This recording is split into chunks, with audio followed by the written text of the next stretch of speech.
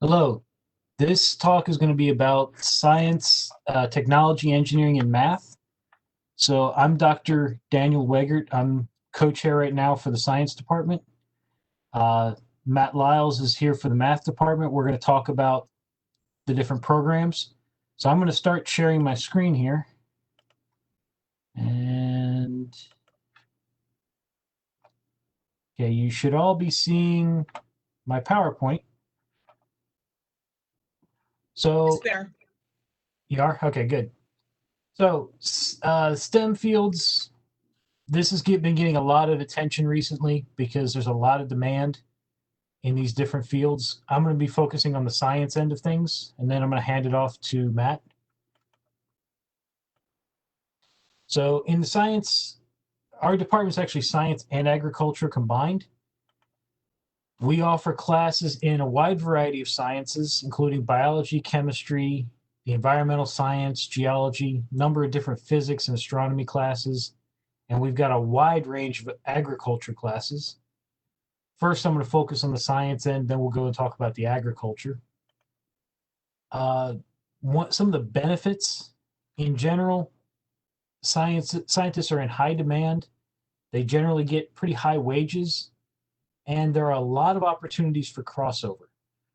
I've talked to people who got a science degree in geology and then went into law. I've known people to get chemistry or biology degrees and then go into things like criminal justice.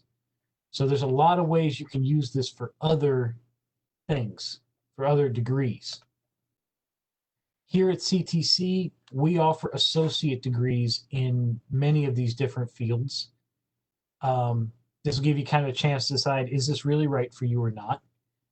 And our associate degrees in general are set up to prepare you to transfer to a university where you can get your bachelor's. And eventually, for most of our sciences, you're going to want to go on to get a master's and possibly even a doctorate. Typically in science, the master's degree is the working degree. So if you want to get a job in science, usually you need a master's at some point. But we're getting you set up right now just to transfer to your university and get a bachelor's. They'll prepare you to go on beyond that. The five science degrees we have an organismal biology, a human biology degree, we have chemistry, environmental science, and geology. And like I said, they're all pretty much set up to send you on to a university. And there are a huge number of groups that are hiring scientists. There are a lot of government agencies that are looking for scientists. Universities hire them to do research and to teach. Mining companies, manufacturers, different research labs, and healthcare is a big one. We get a lot of students that come through our classes to help prepare them for med school, for nursing, and so on. And like I said, there's a lot of crossover. Forensic science, law, politics, there's all sorts of ways you can take a science degree and use it for other things. Now, ag, we do have our own farm and ranch building. We've got our own greenhouse. And this picture is actually the back part of campus. This, what you're seeing here in this picture, this is the field where we run a bunch of the cows. And if you look carefully, this is the farm and ranch building. They have their own indoor arena for working with horses. They've got an outdoor arena for working with horses. And you can just barely see it. There's a little roof right here. This is the area where we keep the horses. They have their own set of horses that you'll work with. Um, this is our greenhouse. It's got three different rooms in it. One that's used basically just kind of as storage for the plants, the mature plants, and then two that get used by students to learn how to grow the different plants. We've also got land outside where you plant stuff in the actual ground as well. Ag degrees, there's a high demand for people who know what they're doing with ag because, well, in general, ag typically leads to putting food on the table. You're growing crops, raising cattle, and so on. It's great because you have opportunities to be your own boss, to work outside instead of being cooped up in an office. And this is something that once you know it, you can pretty much apply it wherever you want to go. So if you learn it here, you're going to know the basics. You'll be able to go to any other part of the country or part of the world and still have it function. You'll still be able to do your job. And in some cases, we have people that come and take our degrees that just want to grow their own food. Our classes for ag are actually designed to scale up. We start off by offering classes towards a certificate of completion. The two certificates we have are agricultural industries and production technology. These certificates, once you've completed the courses for these, lead directly into our Associates of Science degrees. We have 3 of them, one in equine management, one in agriculture production, and one in horticulture management. And these are designed to try and prepare you for transfer to a university where you can get your bachelor's degree. Now, bottom line, everybody wants to know kind of what am I going to get as far as a salary when I get done? Well, it depends on what you go into, but here are some general salaries. You'll notice most of these are decent wages for most scientists. Agriculture, you may think this is a little low. Unfortunately, when we tried to look at numbers, the agriculture numbers include all of the really low level positions. So all like the hourly workers got lumped in with everybody else. So it kind of drags the total down a little bit. From talking with the ag professor, this would be kind of a starting point if you didn't have a degree. If you got a degree, expect it to go up quite a bit from this. So I'm going to pass it off to Matt. I think I've stopped sharing at this point. That means I have to remember how to share. Okay, here I go. This one. Share. All right. So, can y'all see the computer science thing there? Yes. Okay, I'm unmuted, right?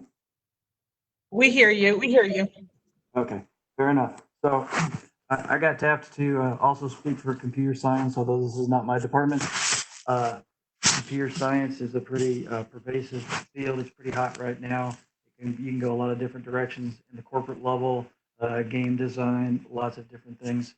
Every company is having to adapt with new technology all the time, and having the skill set to do computer science it is a handy and very employable skill to have. I'm not really staying on script here, but that's okay. If y'all want to take a minute and read that little quote, that's cool. If not, I can just go on. What it is. Oh, it's just a brief moment.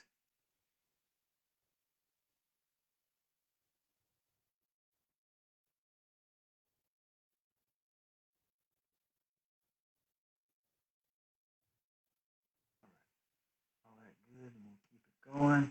So we offer an Associates of Computer Science here, and everything is fully transferable to four-year schools. So median income is pretty solid, as you can see there. Wow,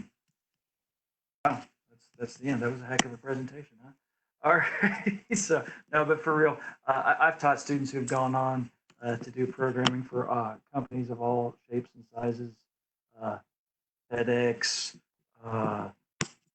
local places in Central Texas, both in the Killeen and Temple and Waco areas. I've seen some go on and move to other cities out further out. Can you get your microphone a little bit closer?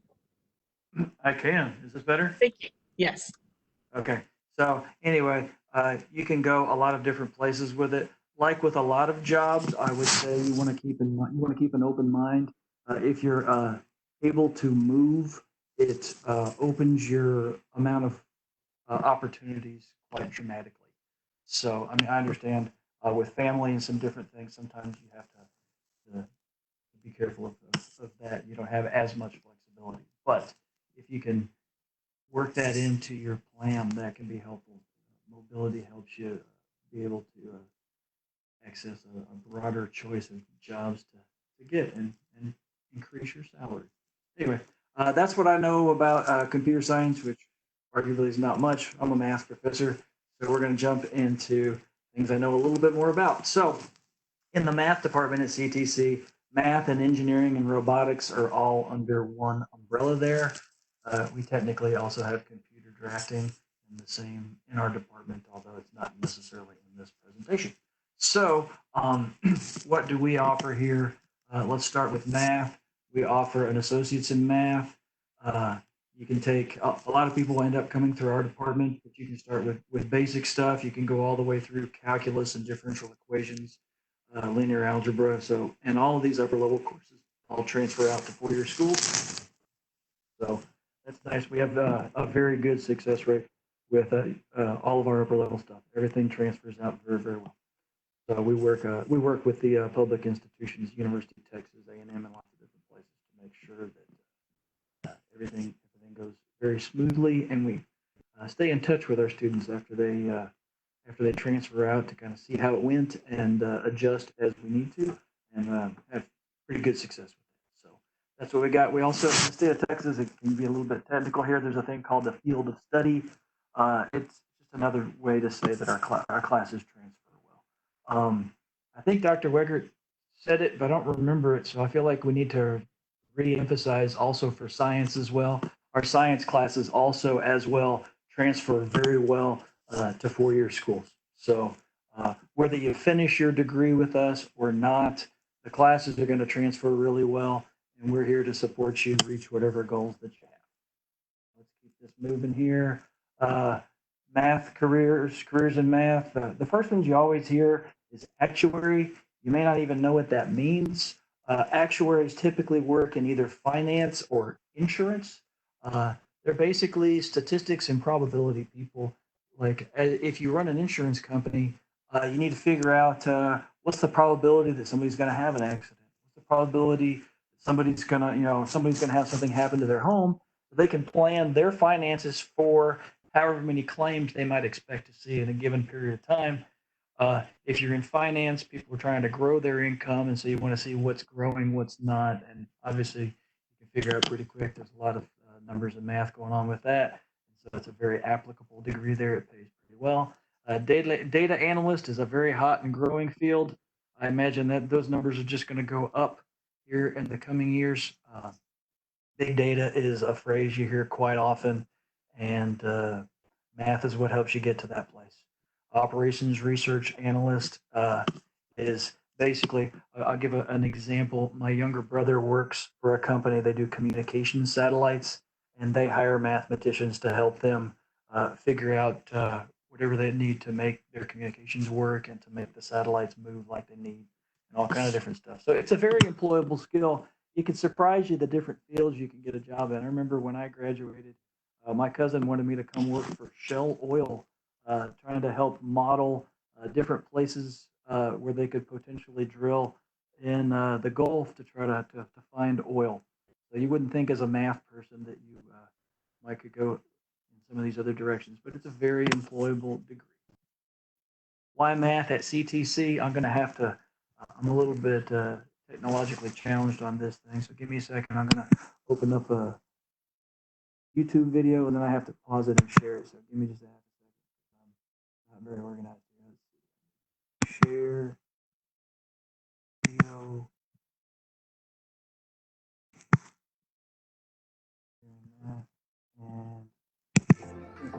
And y'all hear the audio? Yes. Central Make it big, please. have a unique situation since people move around so much. So it's like, do I get involved in this college or do I wait for a 4-year, or how does that play out? And I really do recommend the math program at CTC because they truly care about the students and they care about how much information that they pour into your little mind. When you get a mathematics degree, you can be a teacher, you can be an engineer. If you get an associate's degree in mathematics, what I really like that is it allows you to go into any kind of STEM field. You'll be prepared. So you'll be able to, if you want to be a doctor, you can be a doctor, engineer, teacher, drafting and design, architect. It's if you want to pursue a bachelor's degree in mathematics, you want to teach high school mathematics or upper level, you want to go into engineering or anything like that, you'll be calculus complete, which means that whatever college you transfer to, you'll be ready to pursue the junior level, senior level courses once you get your associate's degree in mathematics from us.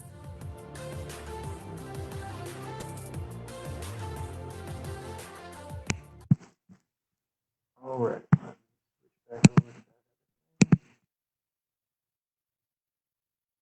Am I still sharing?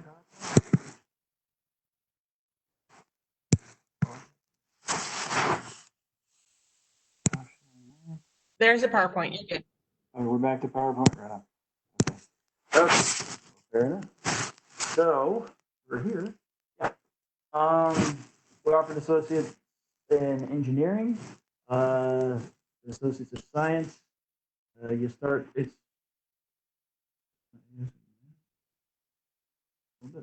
all right. A lot of the courses overlap with the math degree, and then you end up taking some other courses that we teach right on campus. We actually have a partnership with A&M Central Texas, which is just right down the road from us. So you can do your first 2 years at CTC, and then do your last 2 years right down the road at A&M Central Texas.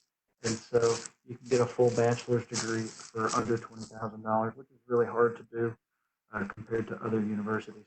And you stay local. So that's an interesting thing too. We partner well with them. And the head of our engineering department is actually also faculty at A&M Central Texas. So it's a nice smooth transition there. He's also one of the people who works very closely with A&M at College Station and UT and Tech and these different places to make sure that our courses are right on track with what they need, what the students need as y'all transfer to those kind of places. Y'all take the same kind of, as an engineering student, you take a lot of the same courses. You typically go through the same calculus curriculum, just like a math degree would. So you take those. All of our courses, like I said, transfer really well. Some fields in engineering: aerospace, biomedical, civil, electrical, mechanical, petroleum. You could add computer engineering to that, although it has some overlap with the computer science there. Average salaries are listed here. Some of them have even higher salaries. I have a nephew that graduated with petroleum engineering here from A&M a few years back, and his starting salary was well over $100,000. It freaked me out. I'll make more money than I ever thought about making, but that's okay. But it's got a good growth, and something that's not going to go away. It's going to continue to grow. So, as a society, we build things. Engineers design those things. So, it's a nice, strong field. Alrighty. Why engineering? Bear with me here as I do another YouTube video, and I have to share that out. I think I stopped.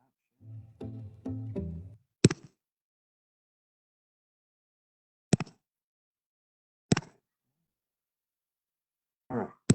You hear that? I would definitely suggest this program to people wanting to get into engineering. It's a great program, and now that A&M has their mechanical engineering program up and running, it's a great transition program to a 4-year degree. We have an engineering program here at Central Texas College. We offer an associate degree in engineering. Because we have the program here at Central Texas College, the tuition and fees is less than other institutions. And then when they move on to a foreign institution, they're going to be saving a lot of money. Now, here what we have also, we have a good pathway now. We just started this semester, fall 2019, with A&M Central Texas. So the students finish 2 years here at CTC, and they finish another 2 years at A&M Central Texas to finish a bachelor degree in mechanical engineering technology. If you want to be an engineer, this is the first step. You can start here from CTC, finish 2 years, and you can move on to a 4-year institution.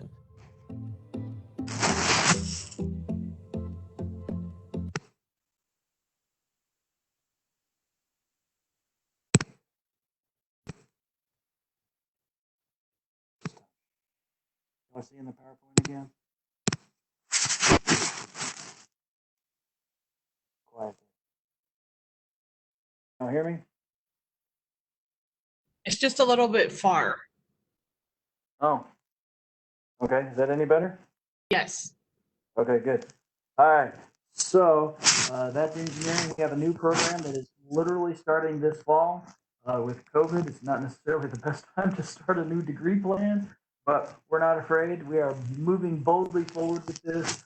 We are now offering robotics at CTC. We offer both certificates and degrees. So a level 1 certificate and an associate's of applied science. Also, just like the other things we've discussed, they all transfer really well. So we have these types of things here, and there's a lot of overlap between math and engineering and the computer science. As you can imagine, robotics is a marriage between engineering and computer science. You have moving things, and you have to program them to tell them what to do. So very hot field, will continue to grow as we go. So this is a brand new thing. We're working with some local companies to try to build up internships and some different things to get some real world experience out there. We'll have a lab and some other things set up so you get some hands-on experience. And that's got that video does not work. So alrighty, that's going to be the end of our presentation. Let me stop sharing up here, and that'll bring us back to regular stuff. Alrighty, so at this point, Daniel, are you there? Yeah, I'm here. Okay, I feel like we're ready to open this thing up for questions. Our little presentation didn't last just a heck of a long time, but there we go. So at this point, I don't know what people. I know that Caitlin is interested in equine. I don't know what other people's interests are, but any questions that y'all have, we are here to answer questions. So you got, it's your time. You can either type a question over there in the chat box. Say it out loud, whichever works for you. We're not proud. We're here to answer questions. I don't have any questions in the live, but it would be great. Oh, there we go. We have one. Do you cover A&P and microbiology? Yes, we've got A&P 1 and 2, and we have microbiology both for science majors and for non-majors. And we're going to be offering all 4 of those classes this semester. I think microbiology for majors, there might be only one section of that, but all the others have multiple sections. Most of our classes are, you may have heard about the synchronous virtual learning. Most of our professors are going to be teaching live during the time period that the class is scheduled for in kind of this fashion, using a program kind of like WebEx. So you'll get to actually see us, hear us talk about the topic. You'll have a chance to ask questions as you are now with chat functions. And if you've got a microphone, you can actually physically say it. The microbiology, I know they've changed a couple things up for the labs, and they've adopted a new lab manual or a new lab material that will allow them to do the online labs. I'm not 100% certain on all of it because all of this stuff just happened this summer. And I know A&P, they've got labs through, I believe it was Mastering A&P, I think, but they may have changed to something else. I don't know. But they've got online labs that they were developing. They're also, last I heard, they were working on some materials to supplement some videos and different things to help supplement what was available online to give you as close to what you would get face-to-face as they can. For A&P, your best bet would be to contact Dr. Andrea Foskett. If you give me a second, I'll post her information here. And for microbiology, as far as the labs, if you contact Miss Kelsey Donkels, I know she's been one of the lead people working on the labs. She can explain how the labs are going to work for microbiology a little bit better. Give me a second, I'll get their information and I'll post it here for you. Okay.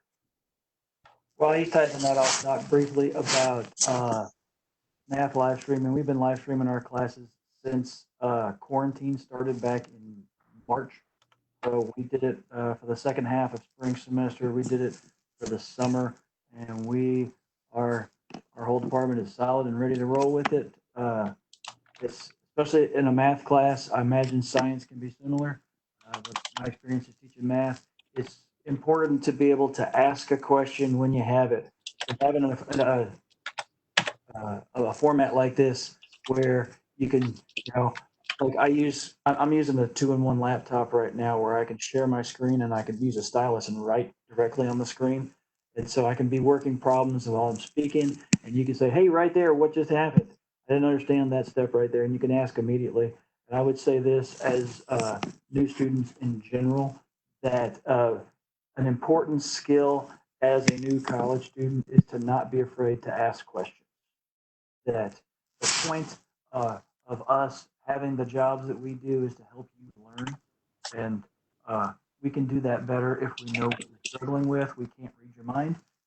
We've taught plenty and have plenty of experience, but if you have a question, please ask it. We want to fix it because maybe we said something in a strange way, and we want to make it clear so it's clicking in your brain. And like I said, if you're confused by it, it is quite likely that there's plenty of other people with the exact same question. So you're actually even helping other people at the same time.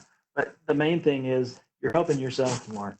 So please ask questions, whether it's during this synchronous stuff like we're doing right now, or via email, whatever works for you. Please do that thing. In case y'all did not attend the general thing this morning, I want to stress again that email, especially your CTC email, is important.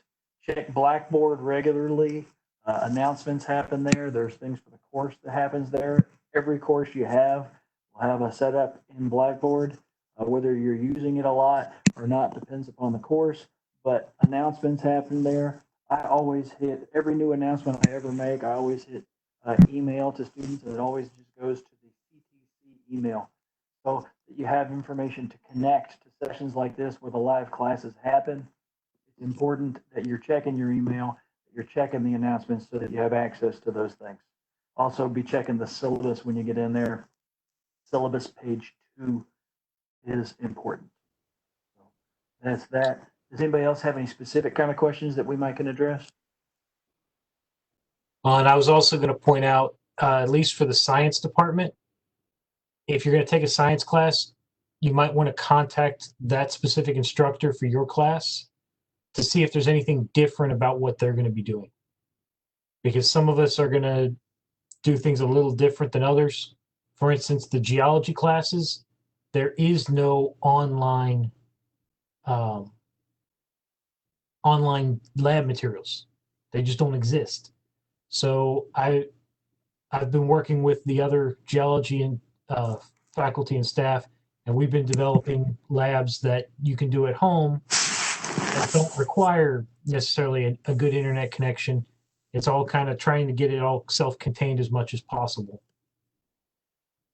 So talk to your instructor to find out exactly what they're planning to do, how they're planning to conduct their class, so that we can kind of prepare you for what you're about to experience in the science class.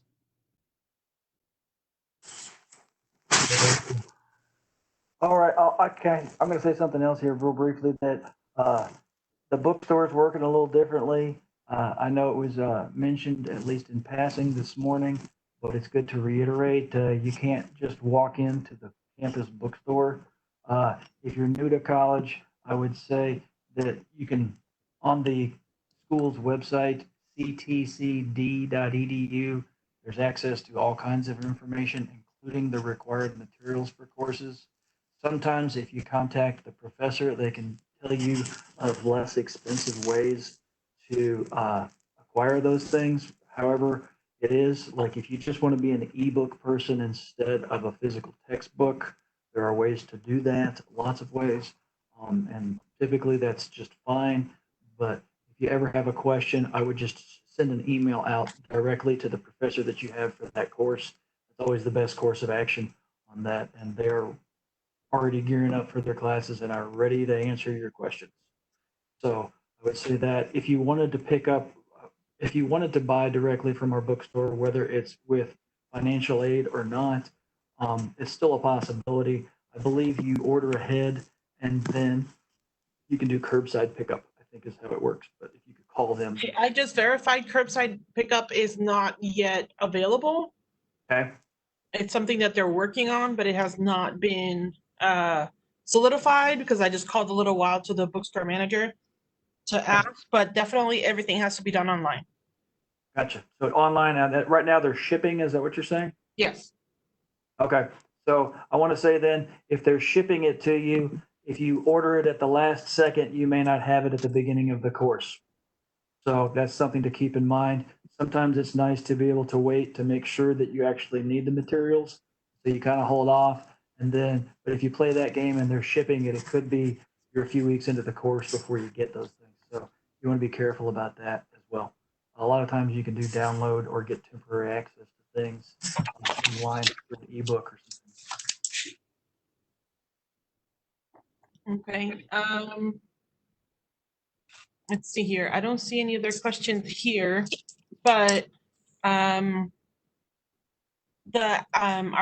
you know, Dr. Weger, how there's going to be some online classes and some classes that are blended for ag, I believe. Are you familiar? The ag classes, most of them are going to be the synchronous online kind of class. I believe there's one that they're going to try and do as a blended, and I believe it was the equine class, because it's kind of hard to learn to ride a horse and learn to work with a horse without having a horse in front of you. So I think that class, they were going to try and get it offered as a blended. I have not heard back whether that got approved or not. Right now, if you're going to do anything on campus, we have to go through a long approval process. And I know they started it, but I haven't heard if we actually got the final word back that it's okay. I'll have to check into that. And if I think it was Caitlin, is it Caitlin? Mm-hmm. Yeah. If you're going to be taking that class, you might check with Keaton, because he's probably going to have the most up-to-date information on that. But I know that paperwork got submitted at some point, but I haven't heard anything back recently on whether it got approved. I did see the class online in WebAdvisor that it was blended, but I'm not sure if it's final. Yeah, this is where, again, I think it is, but I've never seen any documentation saying yes, it's approved. But that may have also gone to the other co-chair, or it may have gone to Keaton, and I just haven't seen it yet. But I know that they're trying to do that because there's no good way to teach that course without you all being here to work with horses. So, but I think that's the only one for ag that's going to be have any face-to-face component. Can I ask you to also talk a little bit, because I know that at least one other person in here is interested in going into healthcare and is probably going to need anatomy and physiology. Can you talk a little bit maybe about, even though it's going to be a little bit different this semester, but ultimately the importance of staying on task? Yeah, A&P1 especially, that class, well, A&P1 and 2, but the A&P classes, as far as science classes, are even more critical for this. If you're wanting to go into nursing, you have to complete A&P1 before you get into the nursing program. And our nursing program is very competitive. So you need to not only complete it, but you need to get a good grade in it. You are going to have to put in the effort. You're going to have to put in work. The class is not an easy one. They are going to push you. They're going to expect you to know quite a bit of information. That said, they are doing their best to maintain the standards so you're going to get as close to what we would have given you face-to-face, even though we're not face-to-face anymore. But they're going to try and make sure that you're covering all the same material to the same rigor to prepare you for nursing. I do know that their tests are Zoom proctored. The professors are using a combination of recorded lectures and virtual classroom. When I was talking to the professor, she was saying something about she's recording lectures for most topics, and then during class time, she's going into a lot of detail on the really tough parts. So the parts that traditionally people trip over, she's spending more time, basically spending the face-to-face time through Zoom to help explain those to try and get you past the really tough parts. So it's going to be critical for you to keep up with any videos they post, but also to make sure you're there and you're keeping up with the labs, because there's a lot of tests, there's a lot of lab material to get through. And if you don't know A&P1, A&P2, which is also required for nursing, you're going to have a much tougher time getting through that one. A&P2 is not required to get into nursing, but once you're into the nursing program, you're going to have to come back and take A&P2. So eventually you will take it. And if you don't know A&P1, A&P2 is going to be really tough. I see somebody was asking about live classes being recorded. Assuming this is for just in general, not just for A&P, the answer is it varies. There are some folks that are planning to record their lectures, some that are not. So that would be a case where I would contact the instructor, that specific instructor, to ask them questions. I know some people who are not planning to record them. So they're going to treat it like it's a normal face-to-face class. Your class time is when you need to be online and you need to be listening. And if you miss it, you'll have to get the notes from a classmate. But I can't say that for certain because every instructor may do things a little different, especially in our department where we're actually a combination of, half a dozen different departments all kind of combined into one. Everybody does things a little different depending on what their discipline, what they have to do to get through the classes. I don't know about math. I don't know what their policy is. But Matt can speak to that. I'd say it's real similar to what Daniel's saying there, that it's going to be different for professors. That the deal with videos is they take up, especially for an hour and 20-minute lecture, is it takes up a humongous amount of memory. So even just recording it on your local computer takes up a ton of space, and then it takes a ton of time to transfer that up to some server out there. And so it can be a real pain, and it takes more tech-savvy people to compress those files and do the different things that you need to do to make that an easier process. And most people are not trained on that kind of a thing, and so it's not going to be a widespread thing. The places where it's most likely to be recorded is if you have, like, some professors do like a PowerPoint with just an audio, and that's a lot easier to upload. So some people will do that. But when it's like an interactive experience, kind of like what we're doing now, it takes up a whole lot more space because, even though maybe we're not very lively to look at here, when the class is doing, it's a lot of motion on the screen. It just takes up a lot of memory. So it's a challenge to try to do. So, if we stay in this format long enough, I'm assuming that we'll all get better at that and have a better solution to that. We don't have a campus-wide solution for that. And so people who've figured that out are doing that kind of on their own, and not, the amount of storage space on like our Blackboard server is not big enough to handle that. So it'd have to be out on YouTube or some other place out there. And also like I said, it sometimes depends. Like for my classes, I'm going to try and do the synchronous, during the class time, I'll be lecturing, or at least I'm going to try to. But most of us are planning for that and planning for multiple backups.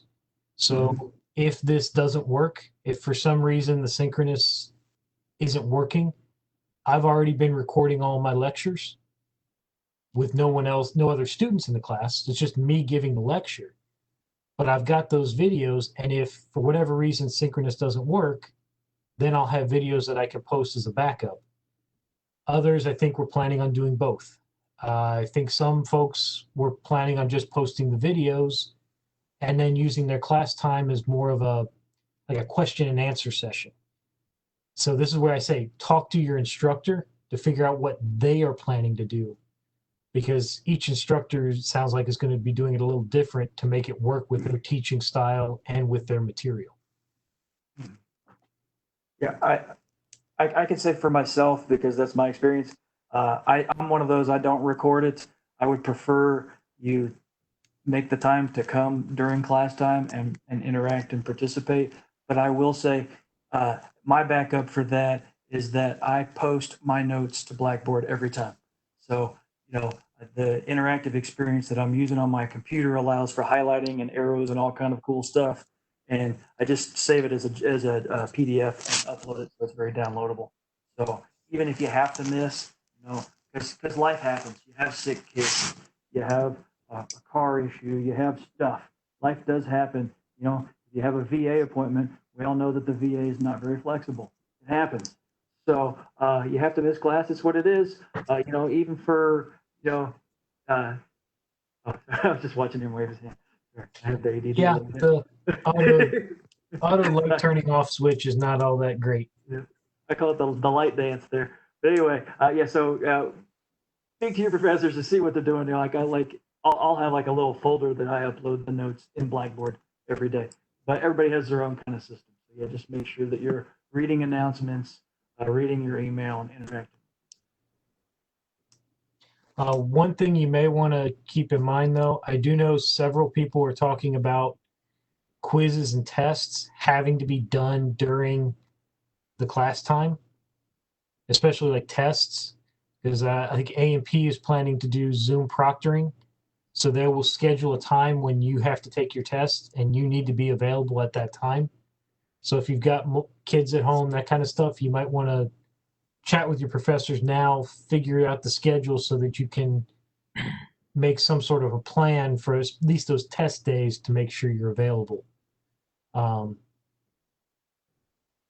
again, this is where talk to your instructor and see what they're planning. Because right now, just talking to some of the folks in the science department, there's 4 or 5 different versions that people are planning to try for this fall. And then we'll see if it works, and if it doesn't, we're going to try and be flexible and switch to something and try and find something that works the best. Any questions? I know that we did have the comment that from Karana. Thank you. I'm trying to get the idea of things. Since I have 3 kids at home right now, I just want to be as prepared as I can be to succeed.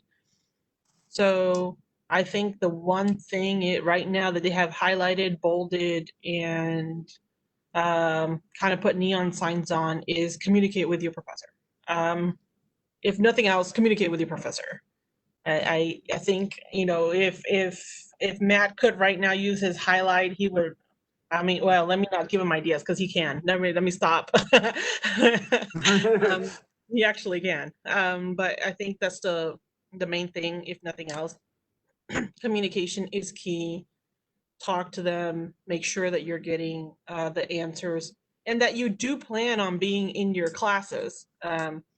Even though the faculty is trying to be flexible with you, if it's a virtual synchronous class, you need to be online at that time and make every effort to be there. Don't plan on any future appointments to be during that time, because it's not going to be the same.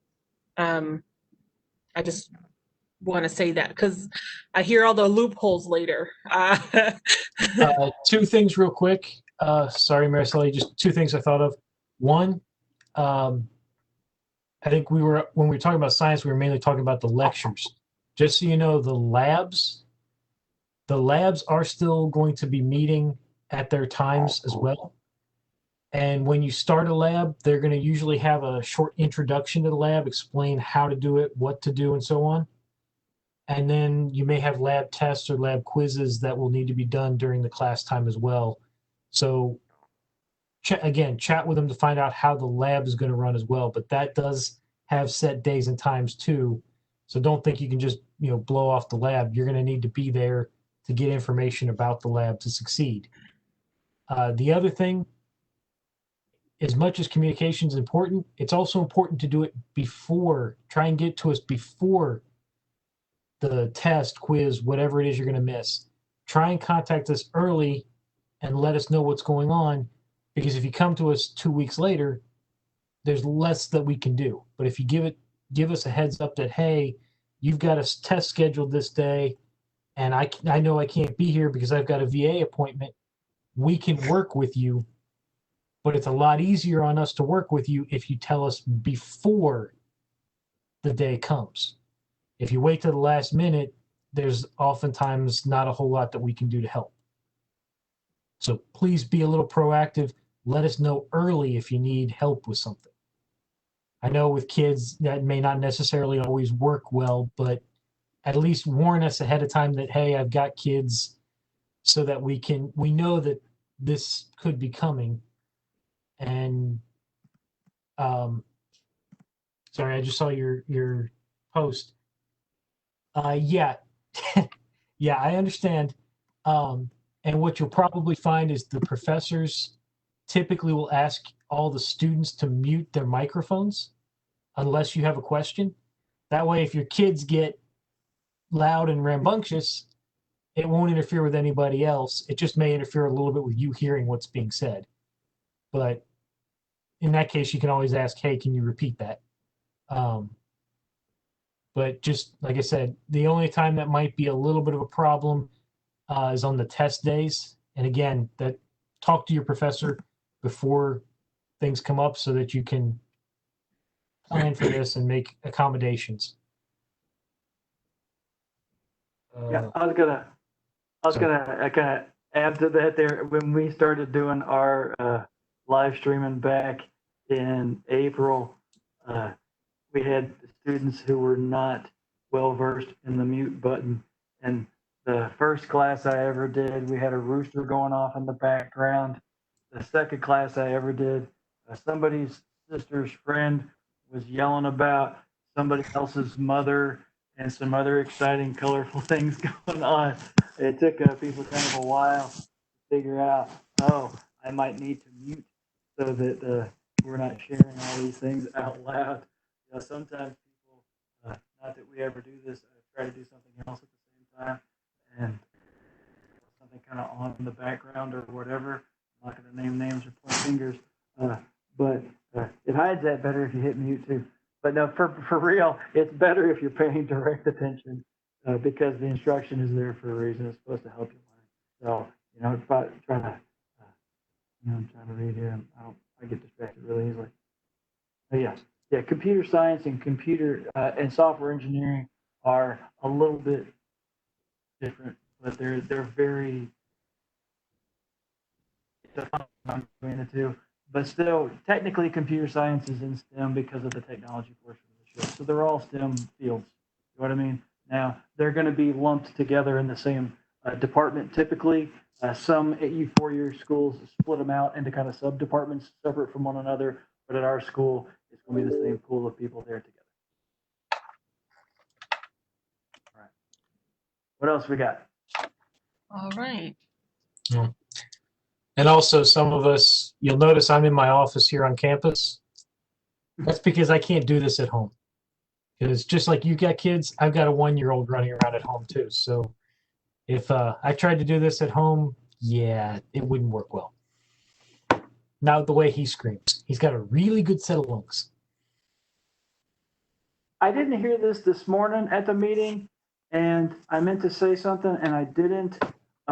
If you, for some reason, have issues with internet access at your home or wherever, the outside of building 119, they have Wi-Fi available. You can literally sit in your vehicle and use the college's Wi-Fi.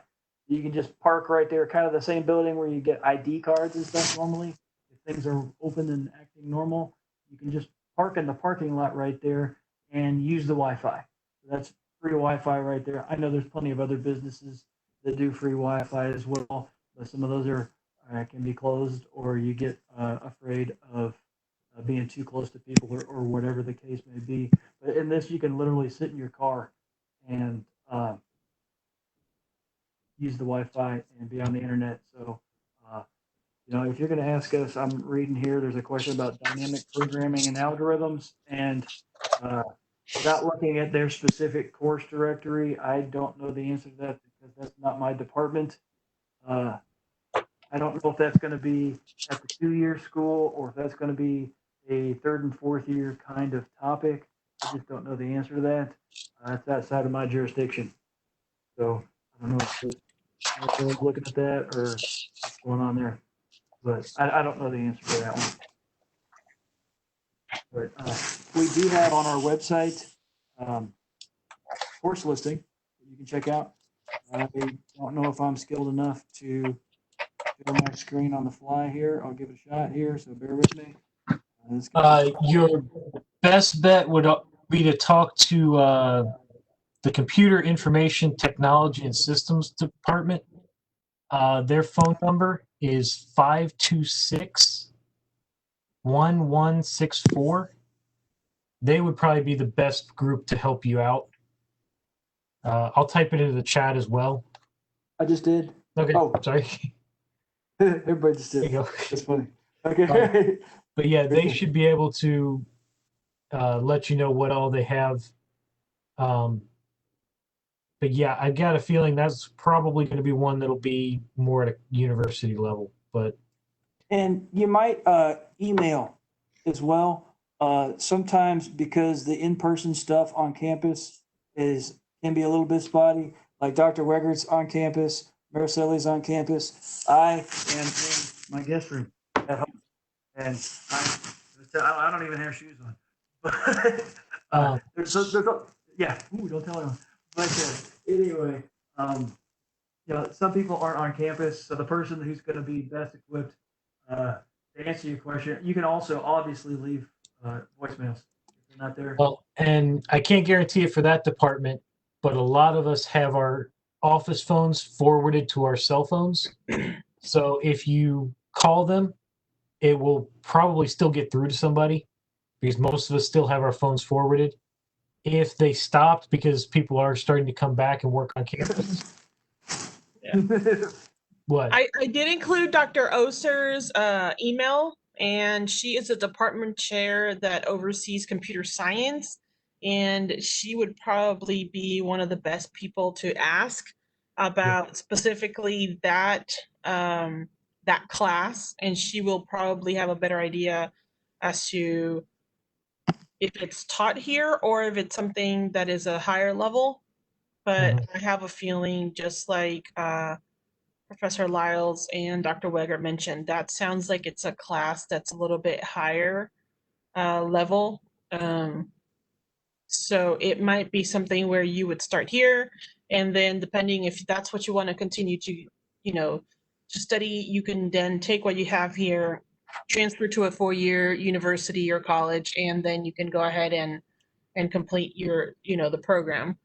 Because we are community college, we are limited as to the higher level courses that we can offer, and we can only really offer, with very few exceptions, I don't think if any, we can only really offer the freshman and sophomore courses, which you will notice have like that 1 and 2 coding in the beginning. The first number, for example, math 1314 or 1414, that's that first number in the code that indicates if it's a freshman level class or a sophomore level class. And you will notice that we don't have any class that begin with a 3 or anything or higher. All our classes pretty much are either a 2 or lower. If I could add one thing here, an option that some people don't think of sometimes is even if you're a full-time student with us, you can still take classes at A&M Central Texas. So if you're already have the coursework behind you, where you're ready for that sort of course and it's not offered at us, you might check with the computer science department at A&M Central Texas, and you might be able to take the course with them. So that's a possibility. Can't hear you. Huh? We couldn't hear you. I couldn't hear you. Oh, can you hear me now? Yeah. Okay. What I was saying is that you might also be able to take the course, even though you're maybe a full-time student with us, you can still take courses at A&M Central Texas. You can do, I forget, Maricelli could probably tell you what the technical term is, but you can get an agreement where they can even do financial aid and be going to both schools at the same time. I can't remember the term, It's but there's a way to, or something. but it's a possibility.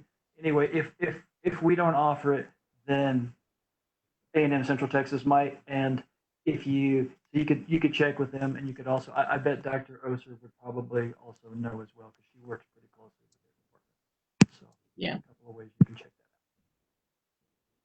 that out. Okay. Well, we're kind of coming. We have any last minute questions because we have 5 minutes. So if you guys have anything that's burning question, please go ahead and ask it now. Otherwise, we will wrap it up.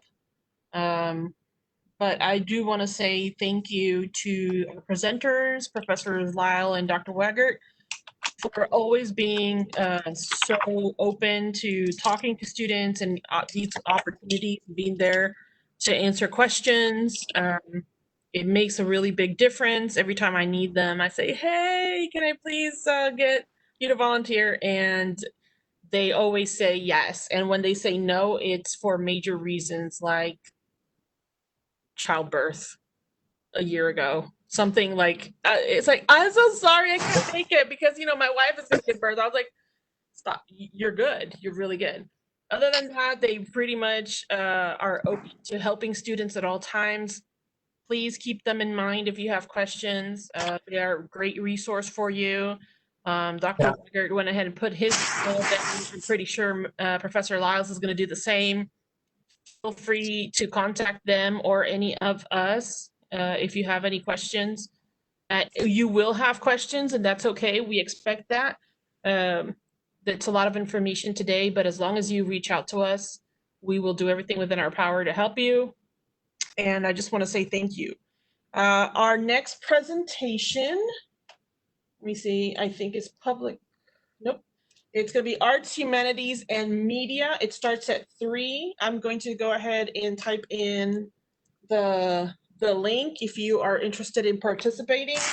The one thing about the Arts, Humanities, and Media is that if you're trying to get an associate's degree, you're going to have to take these classes that they offer. It's pretty much part of the core curriculum. So if you're looking for an associate's degree, you're going to have to take some sort of humanities or arts class for certain. So please be ready. Please come talk to the professors or talk to the group that's going to be presenting. It's going to give you a lot of information. And if you're, that will include your English, we have fine arts. We actually will have a fine arts professor presenting. So please, take the opportunity to ask some of those questions that maybe, I know it might not be the program that you're focused on, but I promise you, you're going to have to take one of those classes at some point. So it will be a really great opportunity for you to kind of get an idea as to how that's going to work as well. Arts. Okay, I just typed in the link for that. So if you want to join us, you're welcome to join us throughout the day. We'll be here talking about different programs throughout the day. So please join us in the next one. I don't see any further questions, so I am going to wrap it up and say thank you again for everyone who participated, and we will see you guys soon. Thank you.